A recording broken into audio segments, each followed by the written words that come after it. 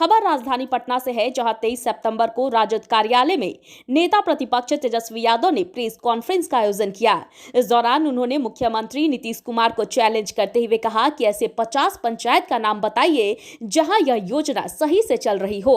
वहीं उन्होंने इस योजना पर भी सवाल उठाते हुए कहा कि डिप्टी सीएम की बहू के टेंडर का मामला सामने आया है, जिसके डायरेक्टर तारकिशोर प्रसाद के साले हैं।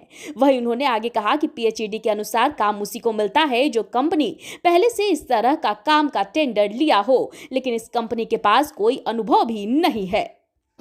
ये नल धन योजना जो केवल भ्रष्टाचार का ही, इसमें आप देखेंगे तो खेल पूरी तरीके से हुआ। इसको सिर्फ हमने ही नहीं कहा, बल्कि आज जो है आर्टिकल में भी इसमें साफ तौर पे इस अंग्रेजी अखबार ने छापा भी है, लेकिन कोई कार्रवाई नहीं की गई। क्यों नहीं की गई, और आपको हम बताएंगे इस डिटेल में। तो बिहार का ऐसा कोई पंचायत नहीं है जहां इस योजना के तहत कहीं टंकी फट गया, कहीं पानी का पाइप जो है वो टूट गया, कहीं कुछ दह गया। ऐसी खबरें लगातार आती हैं। हम तो मुख्यमंत्री जी को चैलेंज भी करेंगे कि 50 पंचायत का नाम ही बता दीजिए, 50 पंचायत का, जहां ये योजना सही से काम कर रहा हो। हर जगह केवल भ्रष्टाचार है और जेडीयू बीजेपी के नेताओं को कॉन्ट्रैक्ट लगातार दिया जा रहा है।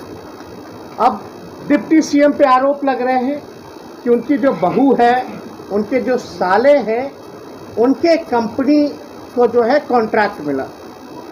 अब अगर आप डिटेल में जाइएगा तो कंपनी का नाम है, दो कंपनी है, जीवन श्री इंफ्रास्ट्रक्चर प्राइवेट लिमिटेड और दीप किरण इंफ्रास्ट्रक्चर प्राइवेट लिमिटेड।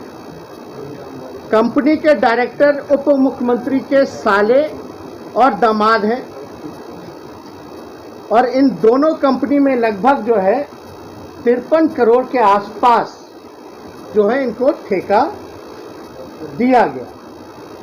अब ठेका दिया गया है काम करने के लिए, लेकिन पीएचडी डिपार्टमेंट का जो नियमावली कहता है कि ठेका किसको मिलना चाहिए, टेंडर किसको अवार्ड होना चाहिए, पीएचडी का साफ है कि कोई अनुभव सरकारी काम में उस कंपनी का होना चाहिए।